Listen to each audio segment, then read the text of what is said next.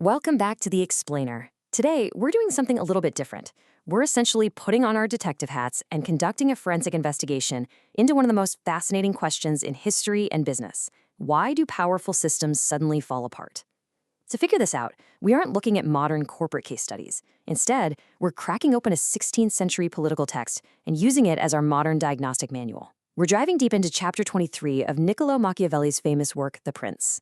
But hey, we aren't just reading this like some dusty old history book. We're reading it as a masterclass in system failure. It's the exact question that keeps CEOs, generals, and, state leaders awake at night. Why do these massive, powerful systems just suddenly collapse? You look at a dominant tech monopoly or a supposedly invincible trading firm, and boom, they vanish overnight. But here's the real hook, and this is absolutely crucial. Systemic collapse is almost never actually sudden. What looks like an overnight disaster to us is really just the final stage of a slow, creeping structural rot. It's rot that is completely masked by a false sense of security. And Machiavelli, well, he had a front row seat to watch this exact thing play out. So here's our roadmap for today. 1. The autopsy of failure. 2. The psychology of collapse. 3. The fragmentation trap. 4. The counter strategy. And finally, number 5, cross-domain transfers. Let's get right into it. Starting off with Section 1, the autopsy of failure. We're diagnosing the 16th century crime scene. When the rulers of Renaissance Italy lost everything, their land, their wealth, their power, what did they actually do? Well, they blamed bad luck, they blamed fate, they pointed fingers at external forces, crying, oh, the French were just too strong, or the Spaniards were unstoppable. But Machiavelli, he cuts right through all that noise to the real diagnosis. It was systemic incompetence and strategic inertia. Rulers absolutely love to blame a sudden stroke of bad luck, right? Because it completely absolves them of responsibility. But the actual measurable cause of their demise, it was their downright refusal to adapt and fix their own structural flaws. So the takeaway here is that a collapse isn't some sort of surprise attack. It's really just the final symptom of an underlying disease that they ignored for years. Structural collapse is literally the absolute final stage of long-term structural misalignment. If you take away anything at all from this first section, let it be this. If your system falls apart under pressure, well, the pressure didn't break the system. The pressure just exposed the fact that the system was already broken from the inside out. Moving on to Section 2, the psychology of collapse. Let's look inside the minds of leadership. So you might be wondering, how do smart people let their systems rot like this? The truth is, these failing leaders aren't ignorant. They definitely don't lack data.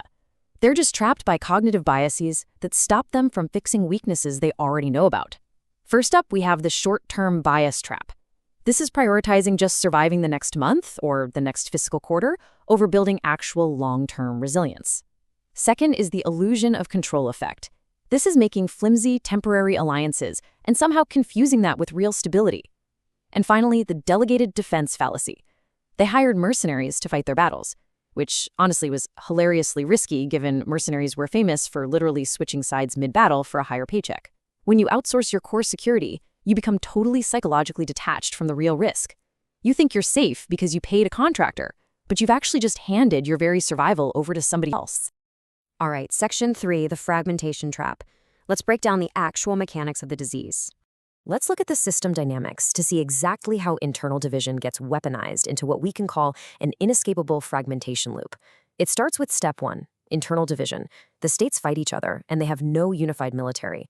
Naturally, this invites step 2, external intervention from stronger, unified neighbors. Panicking, the weak states trigger step 3, outsourcing their defense to foreign powers. And that completely strips away their remaining autonomy, leading right into step 4, which is further division and ultimate collapse. It's a terrifying feedback loop, really. A weak defense leads to reliance on mercenaries, which strips away your power and just invites even more invasion. This whole loop creates the dominant pattern of failure across all systems. When disjointed, internally unaligned forces meet a highly coordinated outside force, the system is going to crumble. The Italian rulers didn't share unified survival incentives. They were all just looking out for their own narrow interests. But the French and Spanish forces? They arrived with unified military systems and crystal-clear objectives. It's basically a law of physics in the Machiavellian universe.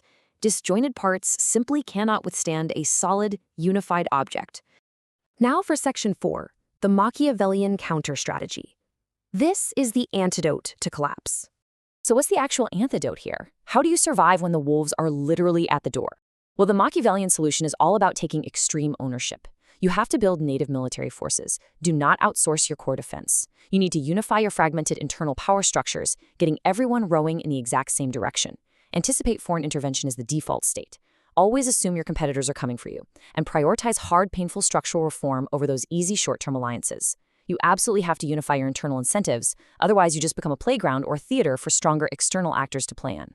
The absolute core of this entire argument boils down to this. Sovereignty must be internally determined, or it will absolutely be externally dictated.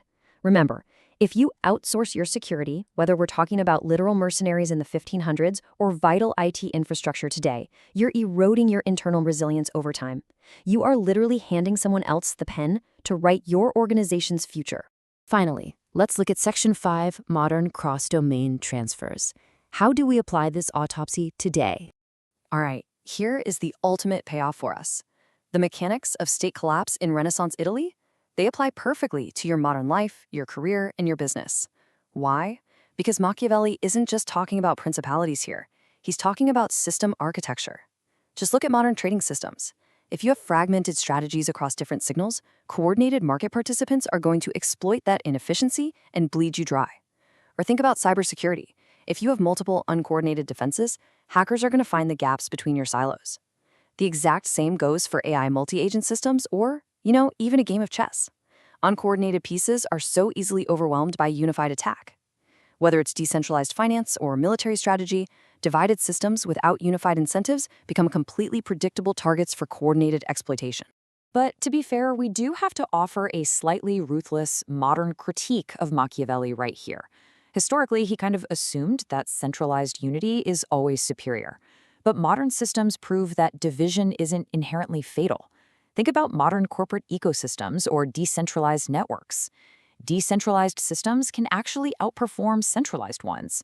But, and this is a big but, only on one strict condition: if coordination mechanisms exist. It's not the division that kills you. It's the incoherent, uncoordinated division that absolutely destroys you. To put it simply, fragmentation is not fatal. Uncoordinated fragmentation under external pressure is. This is exactly the master takeaway you need to remember the next time you design a corporate ecosystem, map out a business strategy, or even organize your own personal projects.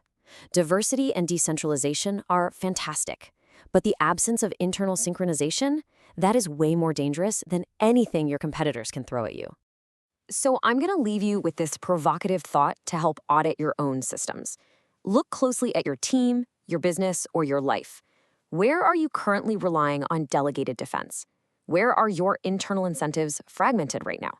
And what exactly is going to happen when coordinated external pressure finally hits that weak point? Because if you aren't actively diagnosing and fixing your structural misalignments right now, well, you're already writing your own autopsy.